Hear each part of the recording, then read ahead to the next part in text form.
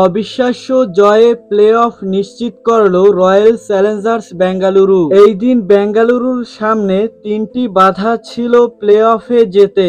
প্রথমটি হলো চেন্নাইকে হারাতে হবে, দ্বিতীয়টি হলো শুধু চেন্নাইকে হারালেই চলবে না, কমপক্ষে 18 রানে হারাতে হবে, তৃতীয়টি হলো ভারতের আবহাওয়া অধিদপ্তর ঘোষণা দিয়েছিল যে বৃষ্টি হওয়ার প্রবল সম্ভাবনা রয়েছে বেঙ্গালুরুতে। বৃষ্টির কারণে ম্যাচ পরিত্যক্ত হলে পয়েন্ট ভাগাভাগি করতে হতো। এতে চেন্নাইয়ের পয়েন্ট বেশি হওয়ায় চেন্নাই চলে যেত প্লে অফে, বাদ পড়তে হতো রয়্যাল চ্যালেঞ্জার্স বেঙ্গালুরুকে। কিন্তু সেই তিনটি বাধাকে অতিক্রম করে অবিশ্বাস্য জয় পেল আরসিবি। প্রথমে টসে জিতে আরসিবিকে ব্যাটিংয়ে পাঠায় সিএসকে।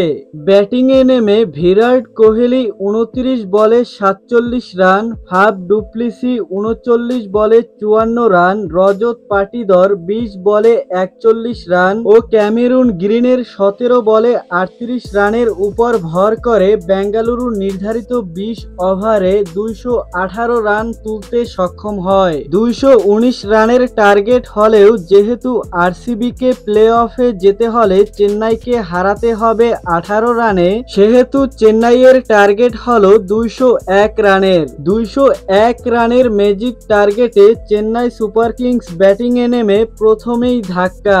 অধিনায়ক ঋতুরাজ গায়কোয়াড় মারেন গোল্ডেন ডাক। এরপর চেন্নাইয়ের কোনো ব্যাটারি সেভাবে ঘুরে দাঁড়াতে না পারলেও রাচিন রবীন্দ্রা করেন 27 বলে 61 রান, আজিঙ্কিয়া রাহানে করেন 22 বলে 33 রান। শেষের দিকে রবীন্দ্র জাদেজার 22 বলে 42 রান ও এমএস ধোনির 13 বলে 25 রানের ইনিংস কার্যকরী হয়নি। 201 রানের ম্যাজিক টার্গেটে পৌঁছাতে পারেনি চেন্নাই। চেন্নাইয়ের ইনিংস থামে 7 উইকেটে 191 রানে।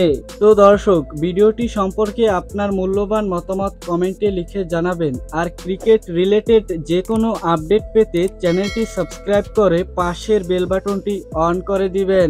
ধন্যবাদ।